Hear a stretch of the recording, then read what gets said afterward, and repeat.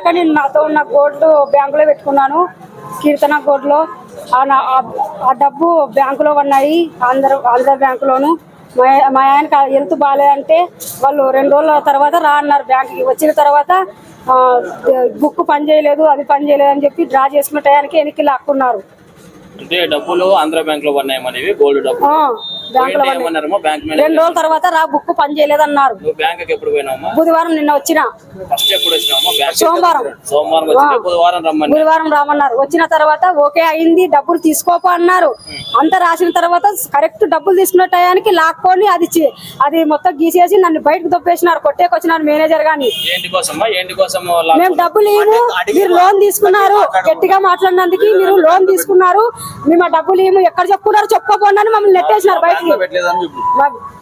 డబ్బులు ఏంటికి సమస్య వేరే దగ్గర గోల్డ్ పెట్టినందుకు ఇక్కడ పడినందుకు డబ్బులు ఇరంట. ఈ అకౌంట్ లో డబ్బులు పడినందుకు డబ్బులు పడే సమయానికి మీకు వచ్చేసి ఇచ్చేదే లేదు. ఏం చేసుకుంటాము? నేను మేనేజర్తో వాదిస్తున్నప్పుడు సెక్యూరిటీ వచ్చి నన్ను బయటకు నెట్టేసినాడు. నేను డబ్బులు ఇచ్చేదే లేదు, మీరు ఎక్కడ చెప్పుకున్నారో చెప్పుకోకుండా మమ్మల్ని నెట్టేసినారు బయటికి. మా డబ్బులు మాకు ఇచ్చేస్తే మీరు న్యాయం చేస్తారని నేను కోరుతున్నాము. పామిడి మండలము ఆ యూనియన్ బ్యాంకు లో ఒక అమ్మాయి తన భర్తకు బాగలేక కీర్తన గోల్డ్లో బంగారు తాకట్టు పెట్టి తన భర్తకి ఆరోగ్యం బాగలేదని చూపించుకునే కానీ కీర్తన గోల్డ్లో డబ్బు కుదిపెట్టి బ్యాంకులో బంగారు కుదిపెట్టి డబ్బు డ్రా చేసుకునే గీటికని వస్తే 1 రోజు రా 2 రోజులు రా అని మళ్ళీ 3 రోజుల తర్వాత వచ్చిన తర్వాత ఈ చెక్కు చూసి మా బ్యాంకులో ఎందుకు పెట్టలేదు బంగారు అని ఈ చెక్కు చింపేసి రిజెక్ట్ చేసి ఎవరు చెప్పుకుంటావో చెప్పుకొని, అదే కాక ఒక అమ్మాయి అని చూడుకోకుండా మెడబట్టుకొని బయటికి దుబ్బే అంత పని ఏముంది? ఆమెకి ఎవరు లేరనే మేము సపోర్ట్ చేస్తాం అమ్మాయికి. ఈ మేనేజర్ ఇలాంటివి చాలా జరుగుతున్నాయి దీంట్లో. ప్రతి ఒక్కరు చాలా మంది 150 రూపాయలు ఆధార్ కార్డుకి ఎందుకు తీసుకున్నారో నాకు అర్థం కాలేదు. ఇలాంటివన్నీ రోజుకి 150. ఒకవేళ మధ్యలో ఏమన్నా హోల్డ్ పడిందంటే హోల్డ్ పడిన దాన్ని ఓపెన్ చేసేకి డబ్బులు ఎక్కడ పోతున్నాయి డబ్బులు? ఇది తెలియజేయాల్సిందే. యూనియన్ బ్యాంక్ మేనేజర్ మీద చర్యలు తీసుకోవాలా. ఇలాంటి వాళ్ళు చాలా మంది ఉన్నారు, చాలా మందికి అన్యాయం జరుగుతుంది.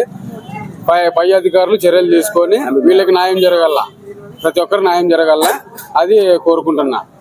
నిన్న జరిగిన ఇష్యూ మీద రెస్పాన్సిబిలిటీ చెప్పడానికి ఎవరున్నారు sir? Sir bank head sir leave లో ఉన్నారు సార్. సార్ ఇన్ఛార్జ్ ఎవరు సార్? చెప్పండి, ఏం కావాలి చెప్పండి సార్. నిన్నటి రోజున ఏం ఇష్యూ జరిగింది అని చెప్పేసి దాని గురించి ఎక్స్ప్లెనేషన్ సార్. అది మనం ఇవ్వకూడదు సార్. సార్ ఇవ్వకూడదు అంటే ఇప్పుడు వెయిట్ చేయండి, కనుక్కుంటా రీజనల్ ఆఫీస్ లో కనుక్కొని చెప్పగలను. మీ ఆర్ఎం గారి నెంబర్ ఇవ్వండి సార్. నేను కనుక్కొని చెప్పగలను. మీ ఆర్ఎం గారి నెంబర్ ఇవ్వండి. ఆర్ఎం గారు